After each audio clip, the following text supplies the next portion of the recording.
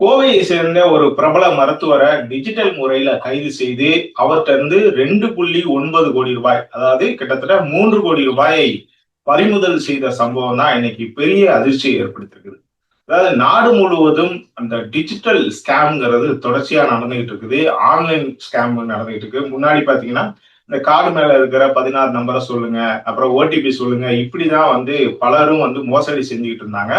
அதுக்கப்புறம் இப்ப பாத்தீங்கன்னா டெலிகிராம், வாட்ஸ்அப் இந்த மாதிரியும் சில முறைகள்ல வந்து இது பண்றாங்க, ஸ்கேம் பண்றாங்க. இப்ப நூதன முறையில பாத்தீங்கன்னா பலரும் பாத்தீங்கன்னா இந்த போன் கால்ல வந்து மிரட்டி ஸ்கேம் செய்யறதுங்கிறது தொடர்ச்சி அதிகரிச்சுட்டு வருது. குறிப்பா பாத்தீங்கன்னா கடந்த சில ஆண்டுகளாவே, அதாவது ஒன்னு ரெண்டு ஆண்டுகளாவே உங்களுக்கு வந்து இந்த மாதிரி வெளிநாட்டுல இருந்து ஒரு பார்சல் வந்திருக்கு. இந்த பார்சல் வந்து தடை செய்யப்பட்ட போதைப் பொருள் இருக்குது. இதை நீங்க உங்களுக்கு உங்க அட்ரஸுக்கு தான் வந்திருக்கு. நீங்க உங்களுக்கும் போதைப் பொருள் கும்பலுக்கும் ஏதோ தொடர்பு இருக்குது. நீங்க ஒழுங்கா வந்து இது பண்ணுங்க. இந்த கேஸை முடிக்கணும் அப்படின்னா நீங்க இவ்வளவு குறிப்பிட்ட தொகையை அனுப்புங்க. அப்பனாதான் உங்களுக்கு வந்து இந்த கேஸ்ல வந்து விடுவிப்போம். இல்லைன்னா உங்களை அரெஸ்ட் பண்ணுவோம். நாங்க டெல்லி வந்து சிபிஐல இருந்து பேசுறோம் அப்படின்னு நிறைய மிரட்டி பணத்தை வந்து ஸ்கேம் பண்றதுங்கிறது தொடர்ச்சி அதிகரிச்சுட்டே வந்துச்சு.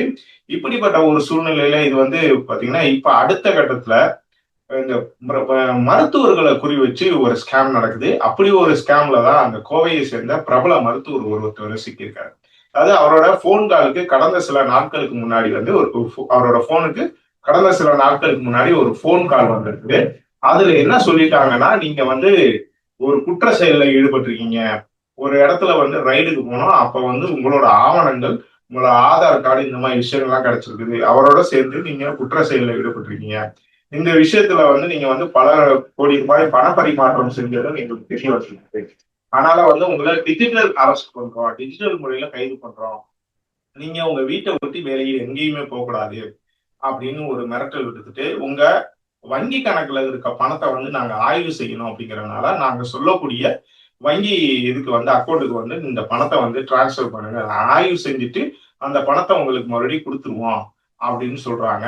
இது வந்து அந்த மருத்துவர் வந்து நான் வந்து எந்த குற்றமும் செய்யல அப்படின்னும் போது அவங்க சில தகவல்களை வந்து பொய்யா வந்து சில தகவல்களை இது பண்றாங்க. அதாவது அந்த மருத்துவர் சம்பந்தமா ஏற்கனவே சில விஷயங்களை வந்து சேகரிச்சு வச்சிருந்து அவர்கிட்ட சொல்றாங்க. இந்த விஷயத்துல வந்து நீங்க இந்த மாதிரி குற்றங்கள் செஞ்சிருக்கீங்க அப்படின்னா அவருக்கு பயந்து போன மருத்துவர் என்ன பண்ணி நம்மள டிஜிட்டல் அரெஸ்ட் பண்ணிட்டாங்களா, என்ன பண்றது அப்படின்னு சொல்லி தெரியாம என்ன பண்றாருன்னா, அந்த மோசடி கும்பல் சொல்லக்கூடிய உண்மை அந்த வங்கி கணக்கு தன் வங்கி கணக்குல இருந்த 2,90,00,000 வந்து டிரான்ஸ்ஃபர் பண்ணிருக்காரு. இவர் வந்து டிஜிட்டல் முறையில அரெஸ்ட் பண்ணிட்டேன்னு நம்பி வீட்டுக்குள்ளே இருந்திருக்காரு. ஆனா இது எப்படி போலீஸுக்கு தெரிஞ்சுன்னா, இந்த மோசடி தொடர்பா வந்து ஆன்லைன்ல கண்காணிச்சுக்கிட்டு இருந்த போலீஸுக்கு வந்து கோவையில சேர்ந்த மருத்துவர் ஒருவரோட வங்கி கணக்குல இருந்து பெருந்தொகை வந்து டிரான்ஸ்ஃபர் ஆயிருக்குது. அப்ப இதே மாதிரி ஜார்க்கண்டை சேர்ந்த ஒரு மருத்துவர் வங்கி கணக்குல இருந்து ஒரு பெருந்தொகை டிரான்ஸ்ஃபர் ஆயிருக்குது தெரிய வருது.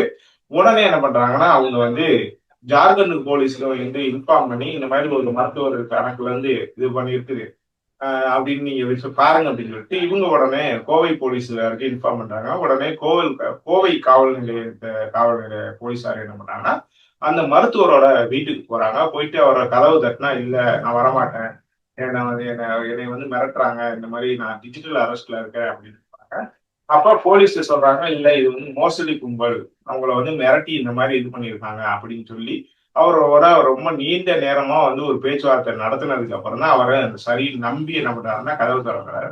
அப்போ உள்ள போலீஸ் போயிட்டு என்ன பண்றாங்கன்னா, அவரோட ஆவணங்கள்லாம் ஆய்வு பண்ணி அவங்க வந்து மோசடி கும்பல் இந்த மாதிரி உங்களை வந்து குறி வச்சு மோசடி பண்ணியிருக்காங்க அப்படின்னு ஆரம்பத்துல அவர் நம்பாதவர் சில போலீஸ் வந்து இந்த மாதிரி நிறைய, அதாவது மும்பையை சேர்ந்த பெண் மருத்துவர்கிட்ட, அதே மாதிரி டெல்லியை சேர்ந்த மருத்துவர்கிட்ட இந்த மாதிரி இந்த கும்பல் பாத்தீங்கன்னா வரிசையா கைவரிசை வாட்டிருக்காங்க.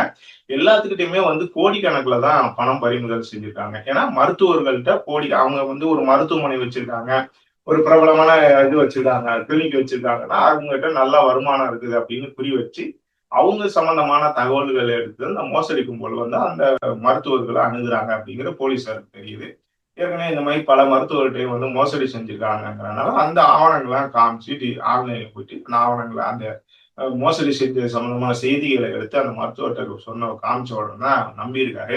இப்ப அடுத்து என்ன பண்றதுன்னு யோசிச்சுட்டு இருக்கும்போது போலீஸ் என்ன பண்ணிட்டாங்கன்னா, இனிமேலும் இந்த மோசடி கும்பல் அந்த வங்கி கணக்குல இருந்து எந்த பணத்தையும் எடுத்துடக்கூடாது அப்படிங்கிறதுனால அதுக்கு தேவையான ப்ரொடக்ஷன் ஆக்டிவிட்டிஸ் தான் பண்ணிட்டு இப்ப இந்த மருத்துவர்களோட பணத்தை மீட்கிறதுக்கு என்ன நடவடிக்கை அப்படிங்கிறது மேற்கொண்டுட்டு இருக்காங்க. வழக்கமா பாத்தீங்கன்னா படிக்காதவங்க தான் ஏதோ ஒரு 14 நம் கார்டு மேல இருக்கு 14 நம்பர் இல்ல ஓடிபி போனுக்கு ஓடிபி வந்திருக்கு அதை சொல்லுங்க அப்படின்னு வந்து ஏமாறுவாங்க. இப்ப பாத்தீங்கன்னா படித்தவர்களே ஏமாறுறாங்க. அந்த அளவுக்கு பாத்தீங்கன்னா இந்த மோசடி கும்பலோட என்ன தந்திரம் வந்து அதிகரிச்சிருச்சு அப்படின்னு தான் சொல்லலாம். படித்தவர்களை மருத்துவர்கள்ங்கிறது எவ்வளவு அறிவாளிகளா இருப்பாங்க, அவங்களையே ஏமாத்துற அளவுக்கான இந்த மோசடி கும்பல் அதிகரிச்சிருச்சு. இந்த மோசடி கும்பலை கட்டுப்படுத்துறதுக்கு மத்திய மாநில அரசுகளோட நடவடிக்கை இந்த விஷயத்துல மத்திய மாநில அரசு தொடர்ச்சியா மெத்தன போக்கு தான் கடைபிடிச்சுக்கிட்டு வரதா தொடர்ச்சியான குற்றச்சாட்டுகள் இருந்துகிட்டே வருது. இந்த விவகாரத்துல மத்திய மாநில அரசுகள் எந்த மாதிரி நடவடிக்கைகள் எடுத்து இந்த மோசடி கும்பலை வந்து கட்டுப்படுத்தணும் அப்படின்னு நீங்க நினைக்கிறீங்க? கமெண்ட்ல சொல்லுங்க.